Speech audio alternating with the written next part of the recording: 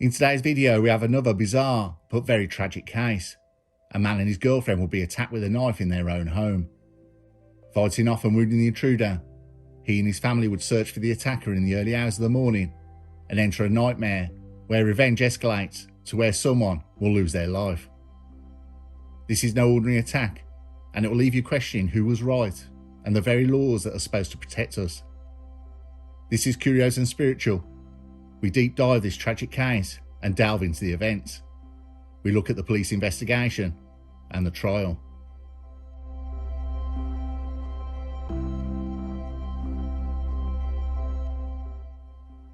We go to Hartlepool, January 2023. Adam Thompson has split from his girlfriend. She had a young daughter with him, but now had moved on from the relationship and had a new boyfriend, Anthony Hadfield. This was greatly upsetting, and the upset had turned from anger to blind rage. In the early hours of January the 4th at around 2:40 AM, Adam Thompson tried to gain access to his ex's house by breaking in. This took him quite a bit of time, but he had succeeded. He entered into his ex-girlfriend's house, armed with a knife. Adam Thompson then slashed at his ex. Thompson ran off when her new boyfriend Anthony Hadfield appeared and confronted him after hearing the disturbance. However, shortly before 3 AM, Adam Thompson had returned. The police received a telephone call reporting that a door to the property was being kicked in. Adam Thompson again gained entry to the house after kicking in the front door. He was still armed with a knife, and there was a fight between Adam Thompson, his ex-girlfriend, and Anthony Hadfield. Adam Thompson slashed his ex-girlfriend across the arm and had also stabbed Anthony Hadfield. Anthony Hadfield grabbed Thompson's knife by the blade, cutting his own hands. Hadfield managed to bend Thompson's hands around and, still holding the blade, turned it on Thompson, who got stabbed in the cheek with his own knife. Adam Thompson fled the scene. Anthony Hadfield then rang his sister Sarah Hadfield's partner, Stephen Corbett.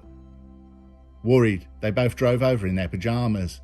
Stephen Corbett was in pyjama bottoms and a vest, and Sarah Hadfield was wearing Garfield pyjamas. They pulled up outside the address in a silver Ford Focus. After the attack, Anthony Hadfield immediately ran into the kitchen and fetched a knife, a black-handled steak knife, which was lying around after being used for dinner, as it still had food remains on it. He then went outside to the street holding the knife to see if Adam Thompson was still around. Stephen Corbett ran to the address and grabbed a utility-type knife from the kitchen. Sarah Hadfield, who had no licence to drive and had never passed a driving test, drove the Ford Focus car they all arrived in. All three started looking and then spotted Adam Thompson. Anthony Hadfield began chasing after Thompson.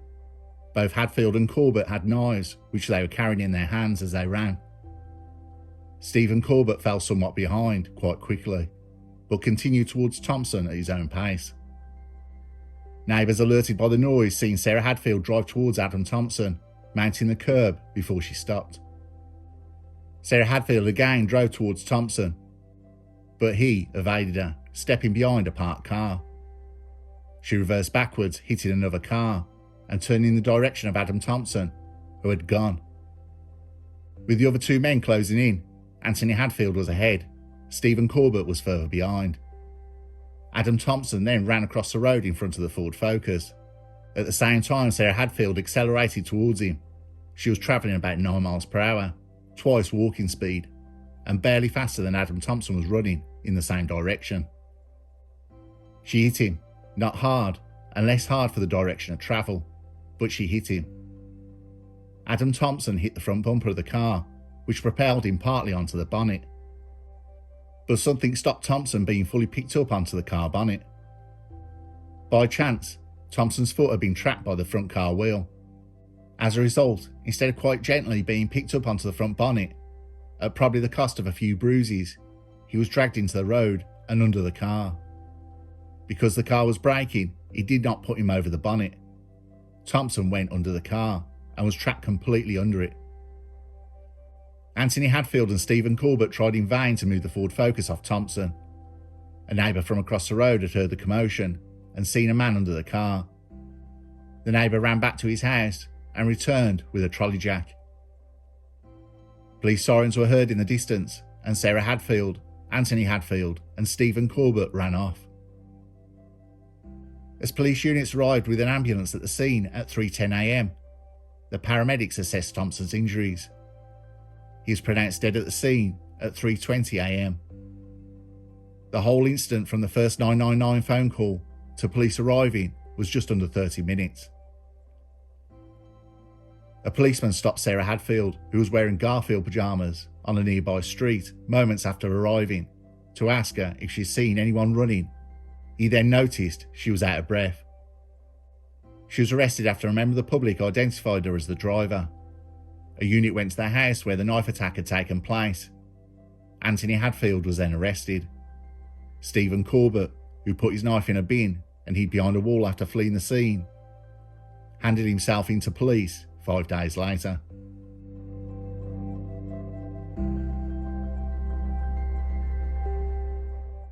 The three arrested, Sarah Hadfield, Anthony Hadfield, and Stephen Corbett, all gave different accounts to the incident.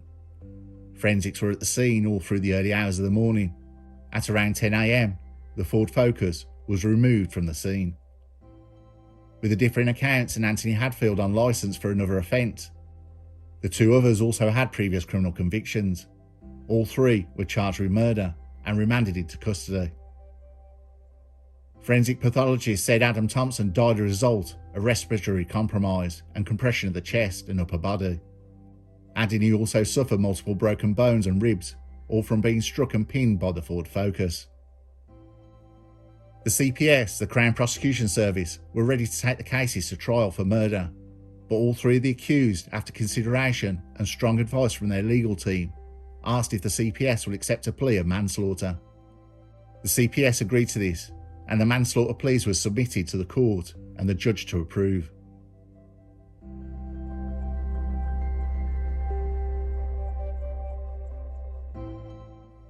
On the 10th of July at Teesside Crown Court, the judge, the Honourable Mrs Justice Cockrell, King's Counsel, read her closing statement.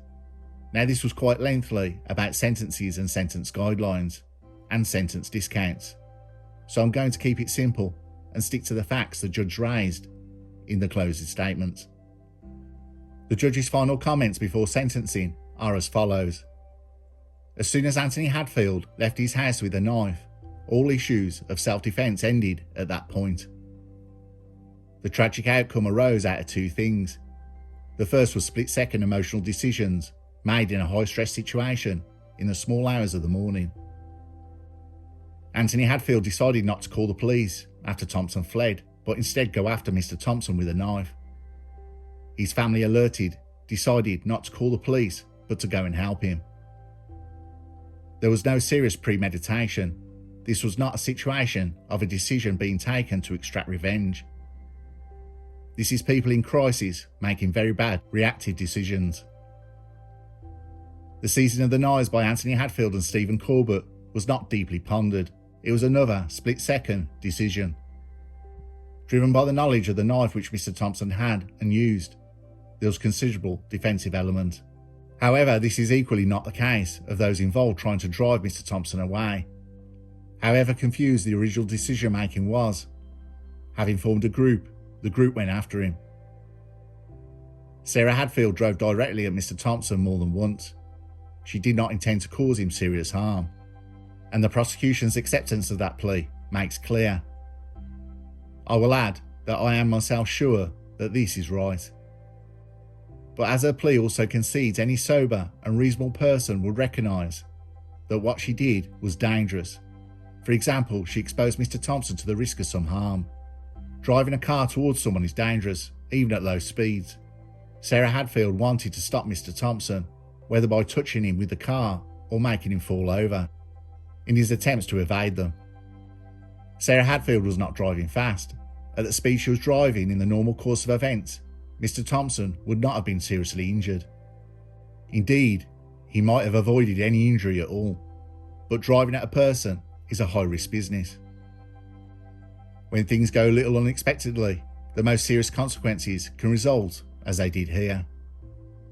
Sarah Hadfield braked the instant she realised she had touched Mr Thompson. false accounts given by the defendants were the product of panic, horror, and the enormity of what had happened, and an over-optimistic hope they might not be found at fault. This crime has therefore caused tragedy for two families. As a result of what had happened, Adam Thompson is tragically dead at the age of just 30 years old. I have outlined the devastating effects on his family as a result of what happened. There is of course Sarah Hadfield's family, 4 children, the youngest just 8 months old, who will spend some years without their mother, their father Stephen Corbett, or their uncle Anthony Hadfield. The 3 on trial have previous criminal convictions, but nothing of any seriousness. I believe that all, if not slightly, are a bit under good character.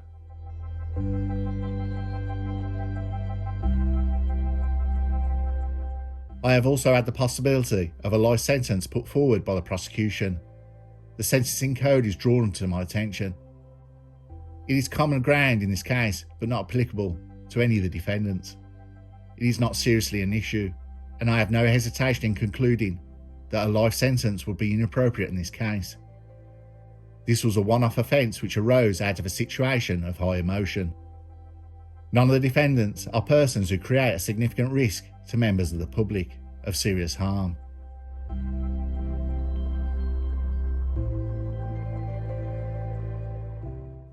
Anthony Hadfield, I sentence you to 7 years and 7 months for manslaughter. Anthony Hadfield, because you are on licence, any decision on release will involve a parole board. Because of the length of the previous sentence, you'll serve 2/3 of your sentence in custody before you are eligible to be considered for release by the parole board. Stephen Corbett, I sentence you to 5 years and 1 month for manslaughter. Sarah Hadfield, I sentence you to 5 years and 11 months for manslaughter. Sarah Hadfield and Stephen Corbett, from your sentences will be deducted the 185 days which you have already spent on remand in custody. You'll be automatically released when you have served half your sentence. Sarah Hadfield was also banned from driving for 5 years when she is released. The Ford Focus and the knives are subject to a deprivation order and are seized. The Honourable Mrs Justice Cockerell, King's Counsel, said, "No sentence she could impose could heal the pain of Mr Thompson's family." The victim personal statement from Adam Thompson's mother, which was read to the court, which I have read more than once, that statement makes clear the loss of which Mr Thompson's family have suffered. In particular, she speaks of the pain of seeing her son in the mortuary. Pain of his loss will never go away, and of the devastating effect on Adam's father, of whom he was a devoted and much-loved carer. She feels that since Adam's death, his father has lost all interest in living. She speaks eloquently also of the terrible effect on Adam's brother, who devotedly sat with Adam's body that terrible night. And finally, she reminds us of the truly appalling loss which this crime has inflicted on Adam's adored 3-year-old daughter, who struggles to process her loss. I am well aware that despite Mrs Thompson's hope that this sentence can bring some relief to them, or make up for Mr Thompson's family's enormous loss.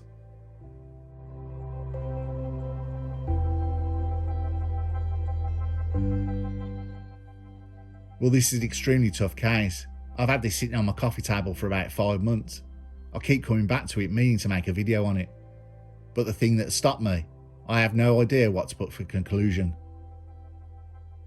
Lives have been destroyed on both sides, but what I find upsetting is the children now growing up in the most important time when they need their parents the most. The judge said as soon as Anthony Hadfield left the house and stepped onto the pavement with a knife, all course for self-defence ended right there. But until anyone has been under that threat and that situation, you revert back to survival instinct. That's what happened here. The judge did state this also, that no one was thinking due to the extreme pressure the family was under. So why make a video on this? I found in the press it was incredibly one-sided, making out the family was stalking the streets for Adam Thompson. There was no or little info on the sustained attack on his ex-girlfriend, or Anthony Hadfield, who managed to grab the blade part of the knife and use it against his attacker. Adam Thompson, the man who died, is a tragic loss for his family, and also the father to the daughter who lived with his ex-girlfriend and Anthony Hadfield. So what about the sentences? A man was chased and killed, but those who done it were put under considerable stress and were violently attacked and wounded by Thompson. There is no minimum sentence for manslaughter. A guide is 2 to 10 years, but it is entirely at the judge's discretion, who could turn it into a community order, which under the circumstances I feel would be right, or time served on remand. I find this a truly awful case. Police regardless though don't care and are always looking for a conviction. Even in the act of self-defence we have seen this in the past and wonder why there is no support for them. That is why you should always reply, no comment. But I'm drifting off. Was this self-defence? Or was it manslaughter? A truly difficult and absolutely tragic case that has so many victims.